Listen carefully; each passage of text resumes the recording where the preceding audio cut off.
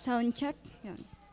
Um, Yan po, mapagpalang hapon po sa ating lahat. Ako po ay, una po ay nagpapasalamat sa Panginoon na sa Kanya pong biyaya ay naririto po muli sa inyong unahan upang makapagpasalamat po. At yun po, nagpapasalamat po ako din, una ay sa buhay, dahil sabi nga kung hindi na buhay, hindi niyo ako makikita dito sa inyo pong unahan. At yun po, ako pinagpapasalamat sa buhay na patuloy pong pinagkakaloob sa akin ng Panginoon. At yun nga po, sa kaligtasang espiritual, ako po ay nagpapasalamat po doon sa Panginoon nga po. At yun nga po, sa biyaya ay naligtas. Nga.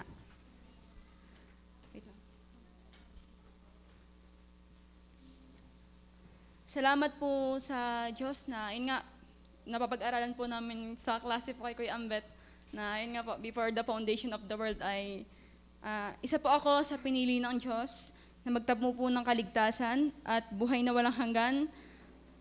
Yun nga, tayo ay Kanyang pinili. Kahit hindi kapili-pili, tayo ay Kanyang minahal kahit hindi po kamahal-mahal. At yun po ay isa po sa aking di pinagpapasalamat nga yung sa tulip class nga po na aming salamat dahil may mga division of classes po dito sa ating iglesia na may mga ganun nga pong pinag-aaralang doctrine po. At malaki po yung katulungan nga po, lalo sa aspeto po ng spiritual nga po. At isa po sa isang word na hindi ko po makakalimutan na tumatak po sa aking isipan na naituro po sa amin ni Kuya Ambet na yun nga po, hindi ba bastang biyaya ang pinagkaloob sa iyo ng Diyos. At yun po ay, kumbaga, habang nga po si Kuya Ambet, nagtuturo sa amin, ako po ay napapaisip at akin po talagang binubulay yung kaligtasan po na pinagkaloob po sa akin ng Diyos at talagang kung aanhin po natin ay talaga napakalalim at talaga pong napaka-misteryo po. At yun, salamat sa Agape Love. Salamat sa Panginoon, ako'y Kanyang minahal kahit hindi ka mahal-mahal. Ako'y Kanyang pinili kahit hindi ka pili-pili. Salamat ng Agape Love ng Diyos ay mismong naranasan ko sa aking buhay. At sabi nga din po doon ni Kuya Hen kanina, ang pinakadakilang biyaya na pwede nating matanggap ay yung kaligtasan po. At salamat po doon sa Panginoon. Akin din po pinagpapasalamat sa Panginoon ang buhay po ng aking pamilya. Salamat na, yun nga po, buhay pa po, sama-sama pa, may magulang pa, may mga kapatid pa po. Makikisama po sila patuloy sa inyong panalangin. Tunay na mahirap po maging isang Kristiyano sa bahay po. At yun, ako po ay nagpapasalamat din sa Panginoon na biyaya po ay graduate na nga rin po ng senior high school.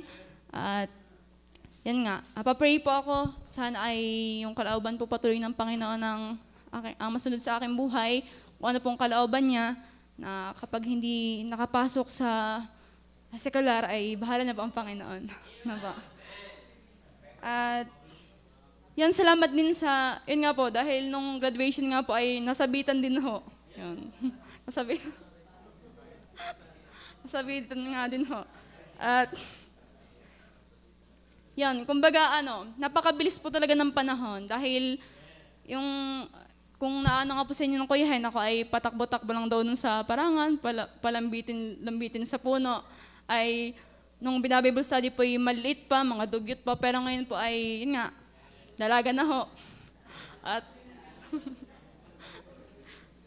yun nga, kumbaga talagang napakabilis po talaga ng panahon. At yun po, ako po ay nagpapasalamat din sa Panginoon, sa Kanya pong biyaya ay nakakapaglingkod pa. Salamat po dahil kung ating tatanawin po, ang pinakapunot dulo po talaga kung bakit tayo nakakapaglingkod pa, kung bakit tayo ay nandito pa sa iglesia, kung tayo ay may mga ministry pa pong hinahawakan, ay dahil ang pinakapunot dulo po na yung ating kaligtasan nga pong natamo. At yun, ako po ay nagpapasalamat din po sa mga battles and discouragements po na dumadating po sa aking buhay, sa mga dito, tunay po na napakadami ko na rin pong napagdaanan, pero salamat po sa Panginoon na lahat ng yun ay kinaya po dahil sa kanyang biyaya. At salamat dahil patuloy ko pa pong nakikita ang aking sarili na naririto. Yun po, ako ay napapasalamat po doon. Salamat po na ako ay kabataan talaga nasa Panginoon po. Dahil, yun nga, makwento ko lang po, hindi po talaga biro yung depressions. No, ako po ay isa pong unbeliever ay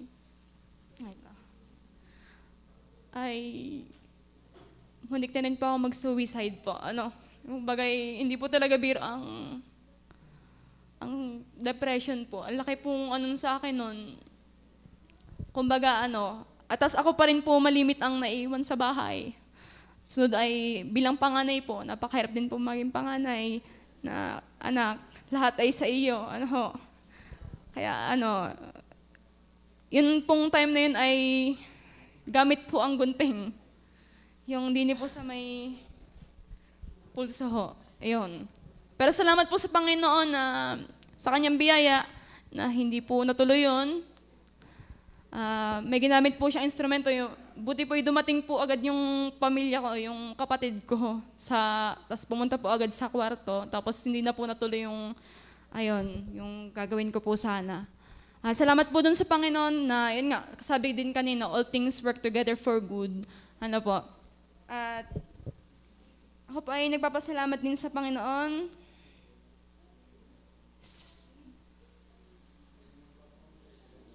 Yun po, sa mga discouragements nga po, dahil, wait lang,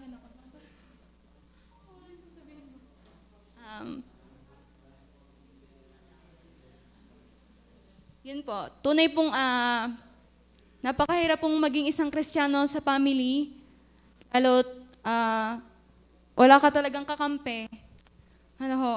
Wala kang kapag ikaw po ay magpapaalam na ako ay pupunta lang sa simbahan, ako ay sasama sa gawain, ay may maririnig ka pa po sa iyong magulang. Ako po kasi nakakwento rin po na sabi ko na din po kay Tatay Pastor na sabi po sa akin ng Tatay Pastor ako daw ho ay talagang mahina po sa emosyon. Kaya kapag ako po ay nasasabihan lang ng kahit konting masakit ho na salita ay talagang pupunta ho ako sa may kwarto tapos aking iiyak po. Ganun po ako. At alam din po yun ng Panginoon kung gaano kahina yung ako doon sa aspeto pong yun ng emosyon.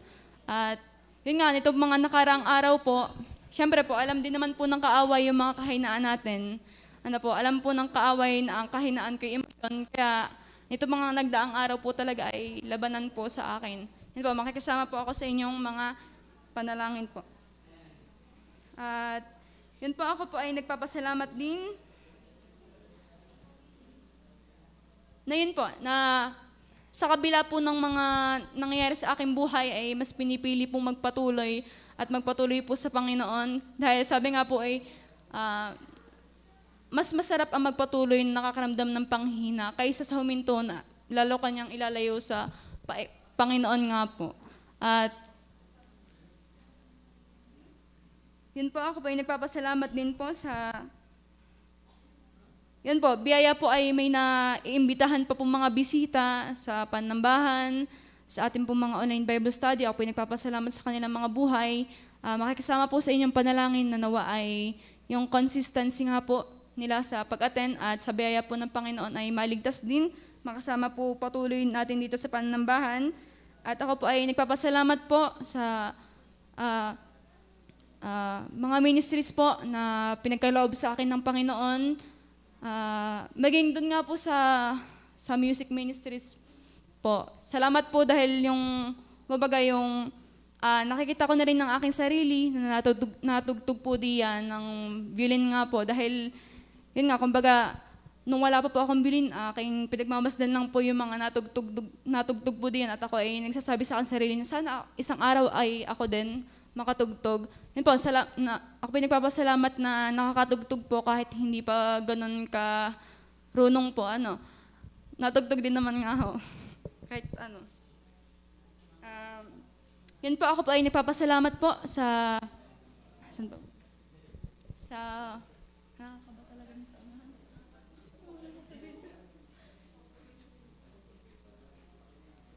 Yun po. Ako po ay nagpapasalamat po sa... Yun know, wala. Sa, yun nga, sa mga napapagdaanan ko din na mga battles. Isa po sinabi sa akin ni Mami Tintin po, Mami Tin Cabilos, ay yung mga discouragements ay gawin mong encouragement para magpatuloy. At tunay po yun dahil doon po tayo sinusubok ng Panginoon kung tayo ay papatuloy pa o hindi na. Ano po. At ako po ay nagpapasalamat po sa buhay po ninyong lahat. Ako po ay lubos na nagpapasalamat sa Panginoon na kayong lahat ay pinakilala niya sa aking buhay. Kayo ang ginamit upang ako makakilala sa Panginoon. At ako po ay nagpapasalamat dahil napapalibutan po ako ng mga taong ako po ay patuloy pang ilalapit sa Panginoon at hindi ilalayo nga po. Ako po ay nagpapasalamat na yung bilang estudyante nga din po, ako po ay nagpapasalamat na nakatapos nga din po na nasa Panginoon dahil yun nga, kita naman po natin ang buhay ng mga kabataan na wala sa Panginoon, di ka po, iba ang buhay. Sabi nga ho, kung hindi po ako naligtas, ay baka ako'y nasaan na. Ano ho? Yun po. At, ay ba? Nawala kasi. Ako po ay, yun po, isa din po sa ipinagpapasalamat ko din po pala ay yung,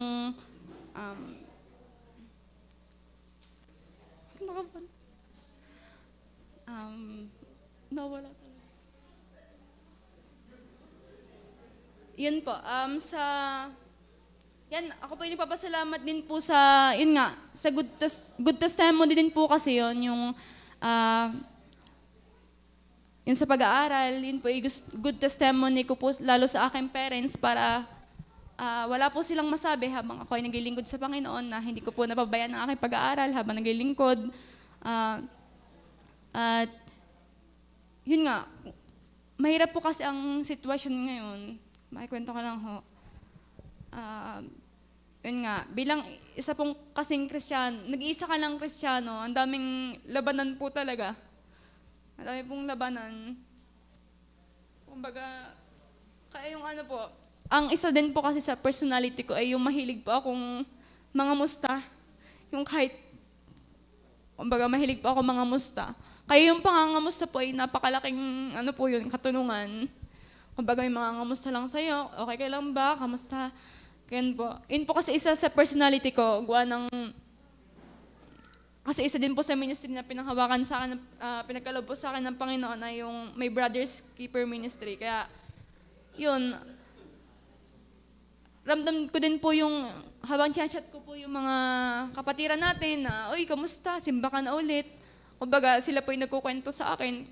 Pero, ang biyaya po doon, kahit po ako ay discouraged din sa akin sarili, ay nagagawa ko pa pong mang-encourage na patuloy lang sa Panginoon at ako po ay nag-share din po ng testimony na kung ano man ang iyong nararanasan ay piliin mo pa rin magpatuloy sa Panginoon dahil palaging worth it ang magpatuloy at dahil nga, parang karera lang din yan sa track and field. Kapag ikaw ay hindi palingon-lingon, bagamat madaming mangungutya sa'yo na, ay, talo na yan. Kumbaga, ikaw magpatuloy lang sa pagtakbo at tumingin sa finish line. At ako po ay napapasalamat talaga sa Panginoon. Ako po ay, simula po nung Bible study po ng Kuya Hen, ay nung sa first batch po, ako po napapasalamat na isa po ako sa nakapagpatuloy sa kanyang mga naturuan. At sa biyaya po ng Panginoon ay dito din nila sa iglesia. At yun nga po, kumbaga ako napapasalamat din na yung mga maling paniniwala nga po ay, kumbaga tayo ay nakalaya doon. Ako po ay nagpapasalamat doon. At sa buhay po ng Tatay Pastor, ako po ay nagpapasalamat sa kanyang buhay dahil Yun nga po, talagang kapag ako po ay nasa panahon na ay sa tatay pastor po talaga ako nalapit at nahingi po ng payo kung ano po ang dapat kong gawin. Ako ay nagpapasalamat po sa buhay ng tatay pastor dahil ganun siya mangaral. Kumbaga masakit pero doon tayo matatama at dahil salita ng Diyos, ako ay nagpapasalamat din sa mga pag-encourage po sa akin ng pastor. Ako po ay nagpapasalamat na siya po ang nilagay ng Panginoon dito sa Taysan na pastor nga po. At yun po, ako po ay nagpapasalamat din na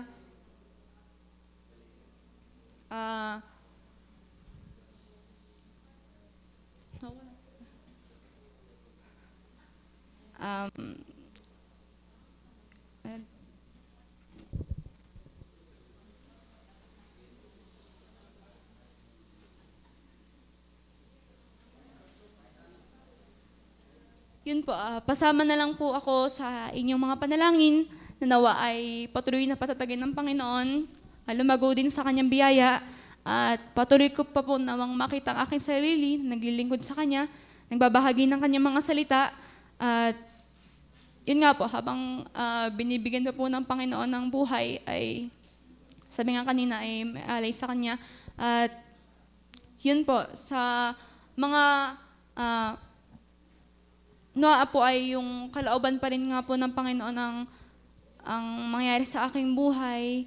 At yun po, alam po talaga ng Panginoon kung gaano ako kahina.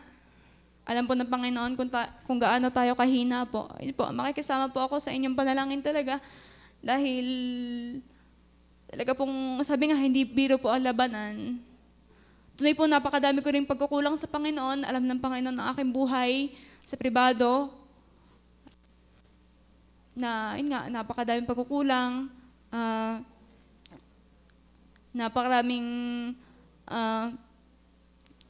hindi maganda ding nagagawa. Pero salamat sa Panginoon, siyang nagpapatawad nga at palaging may kahabagan nga po. At yun lang po muna sa ngayon. Thank you po.